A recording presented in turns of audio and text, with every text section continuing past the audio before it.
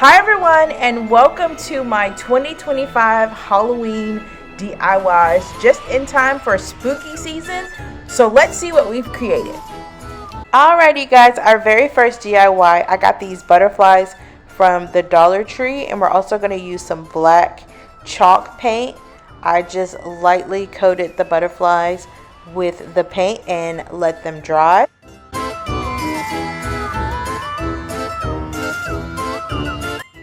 And just sporadically started adding the butterflies to the pumpkin. Now this works a little bit better if your pumpkin is a little bit larger in size. You can actually do this on a real pumpkin. I thought it was cute.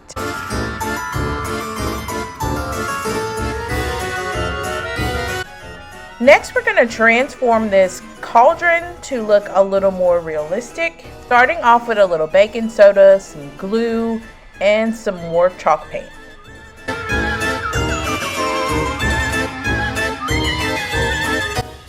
You just want to mix it all until it gives you that like thick texture that you need.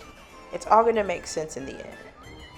Now you can either use one of these little sponge brushes that I have, or your fingers, just put gloves on, or an actual paintbrush, and you just want to add this all over the cauldron. So after I let it set and dry, I didn't like the shiny spots that were still visible. So I just took one more layer of the mixture and just completely covered all the shiny spots.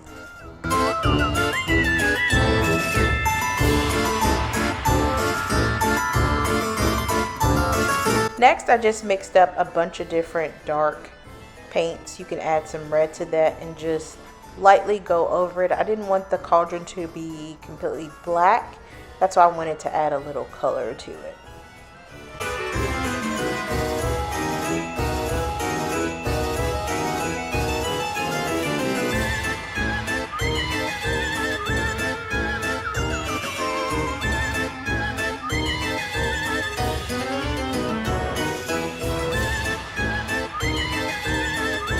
Purchased this water pump from Amazon. I'll have it linked. A clear glass straw and any kind of plastic bottle. Want to glue the straw onto the water pump. You guys have seen this DIY all over YouTube. It's so easy to do. I would suggest starting with hot glue first, so you have a sturdy stick, and then adding your Gorilla Glue. Here I am just testing to see if the pump actually works, and voila, it did. This did take me a little bit to master, actually gluing that straw onto the pump, but in the end we got it, and you guys just wait till you see the end results.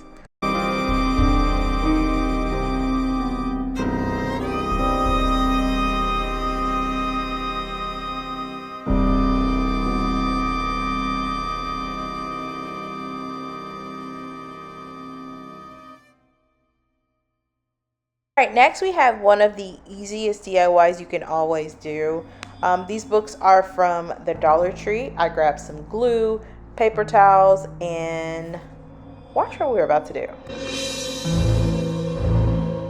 So first, all I'm doing is laying a thin layer of glue onto the book. What I did notice, you don't have to glue the inside of the book, because that could cause some problems if you forget that the book actually needs to dry. So try and keep the glue on the outside of the book and just tear off the top and bottom pieces. I didn't do that here. I kind of glued them inside the book, and I had some trouble kind of tearing the pages apart from the cover of the book. So learn from my mistakes. Just tear off the top and bottom piece. Let them dry overnight. So the next day I just added some black chalk paint onto the books to completely cover up the paper towel. You can saturate this part as much or as less as you want. I wanted the books to appear like darker than usual, so I pretty much went crazy with the paint.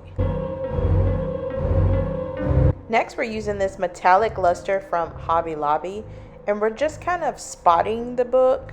You don't want to saturate it too much with the metallic color. You want the book to look old and worn out. Honestly, like it's been sitting in a library for the last 50 years.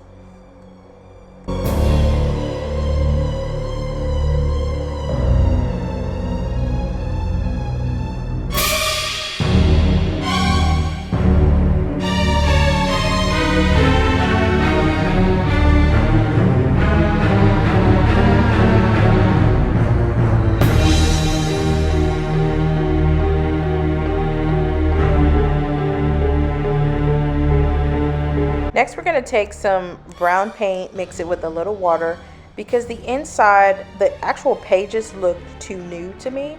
So I wanted them to look dated as well. So I just added a little bit of that paint to age the pages a little.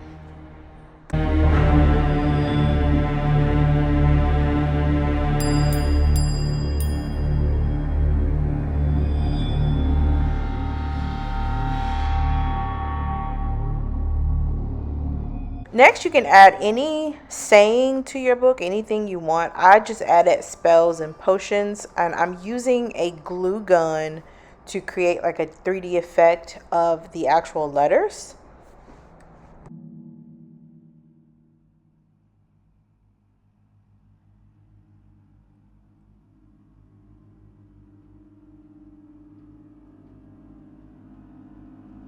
Also, don't think that this part needs to be perfect. The more mistakes you make when you do this, the better, in my opinion, this looks.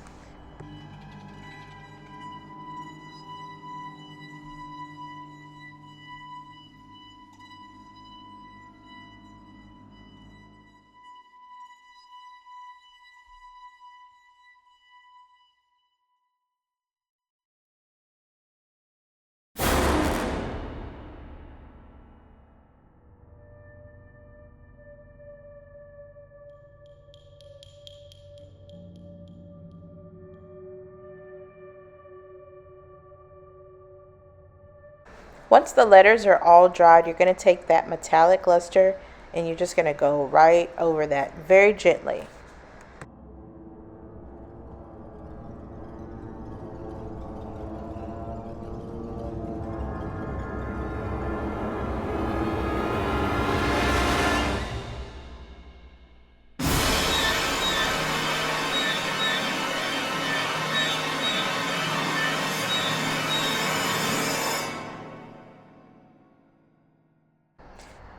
This spider is actually from the Target dollar spot a few years ago. It does light up. I just spray painted it that metallic color and added it to the top of the book, and I think it made a world of a difference.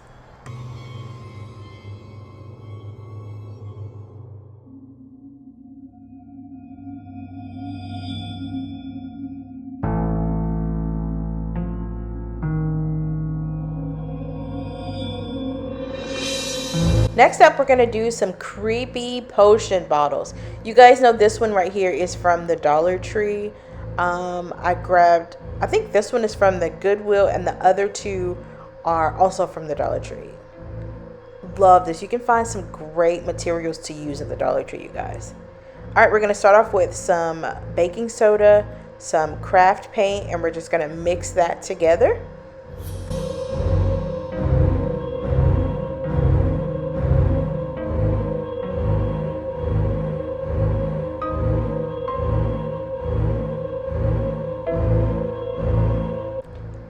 I do want to say, before you actually paint your bottles, do your mold and then apply the mold, and last paint your bottle.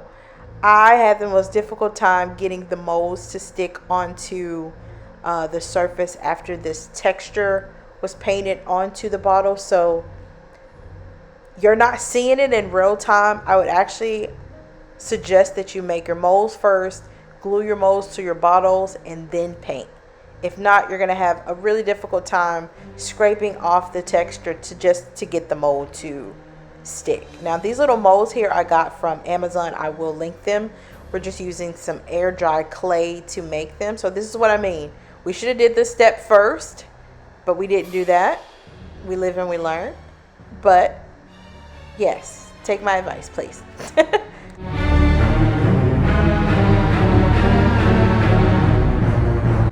Also, you could have cut down on the dry time, because if you would have did your mold, glued them to the bottle would have dried with the mold, so you didn't have to wait extra time. But now we know. I love these little molds. Look how beautiful that is. Oh my God. I was obsessed with these.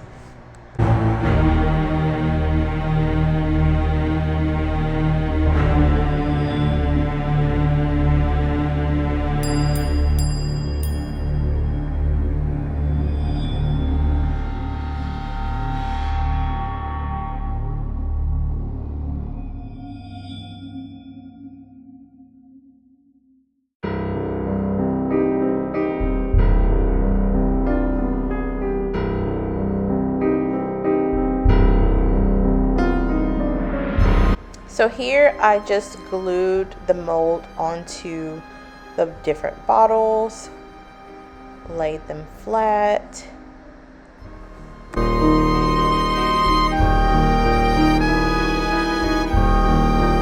And after they dried for about a day, I went in with my paint. Again, doesn't have to be squeaky clean. I did want to cover up the majority of the color on the mold, but don't think too hard on this step, you guys.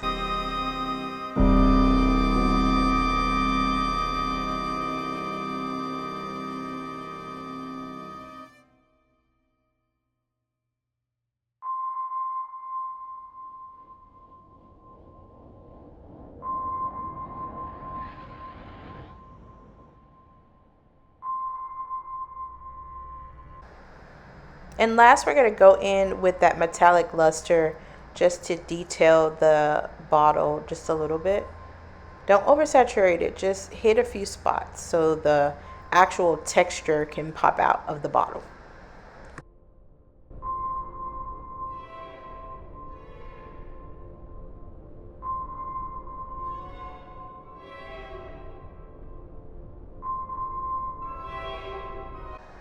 I thought these skulls would be a nice little touch to one of the bottles that I used.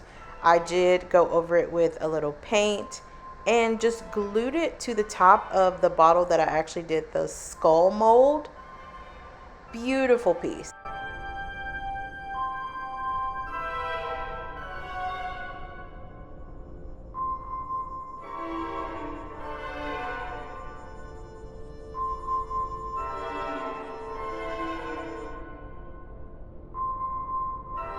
Guys, when I saw this piece at the Goodwill, my mouth was on the floor. The guy was like, we had two of them come in, but the other one was like so damaged they had to trash it. This was only, what, $24? It definitely went home with me. My husband saw me bring this in the house and he was like, I 100% know that you're going to use that for Halloween decor. And oh boy, was he right.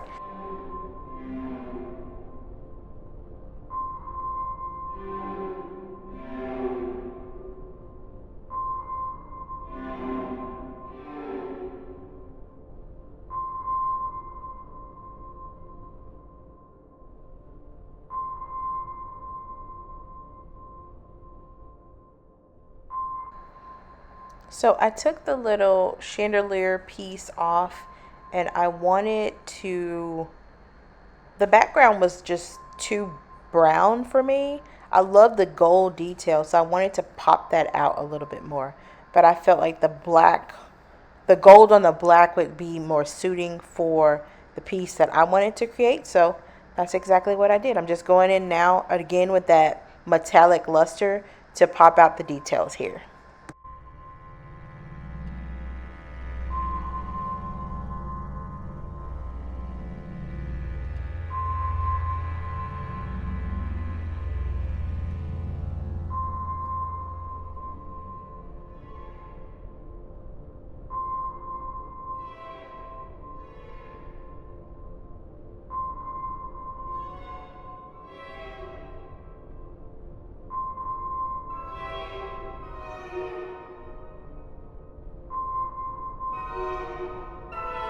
So next, I wanted to recreate this piece that I found on Pinterest.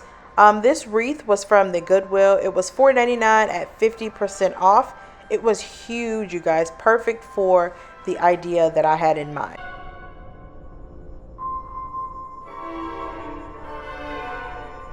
Next up, I grabbed this garland from Hobby Lobby. I got it at 40% off. It was the perfect shade of green that I needed, and I did pick up 2 of them. I just slowly started adding this garland to the wreath because I wanted the bottom. You guys could see in the picture how the garland kind of hangs off of the wreath, and I wanted to recreate that look, so that's what I did.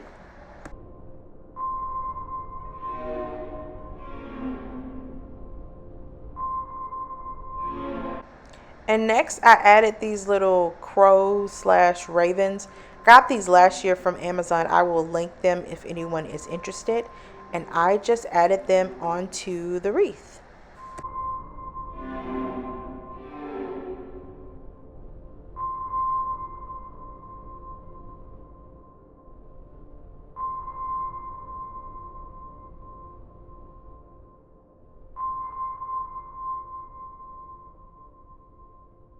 Alright, and the last DIY is possibly one of my favorites.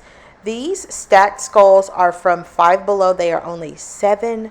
I saw someone use the stain method on the stacked skulls, and I was like, wow, that is so cool. But I love when mistakes turn into magic.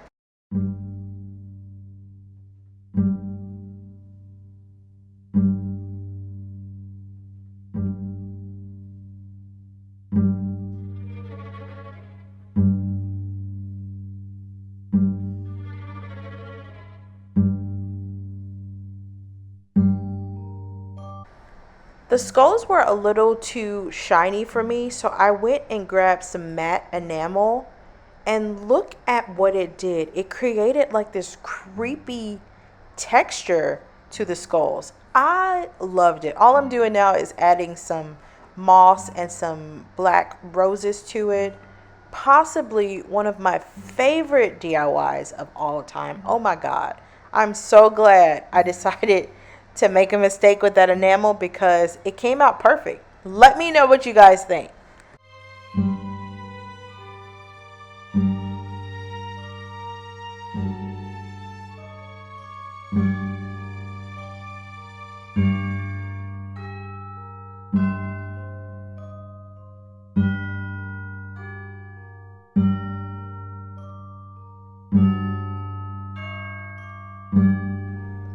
Thank you so much, guys, for watching. Let me know in the comment section which was your favorite Halloween DIY. I start decorating next week, so stay tuned for that. I will see you in my next one. Thank you, guys. Bye.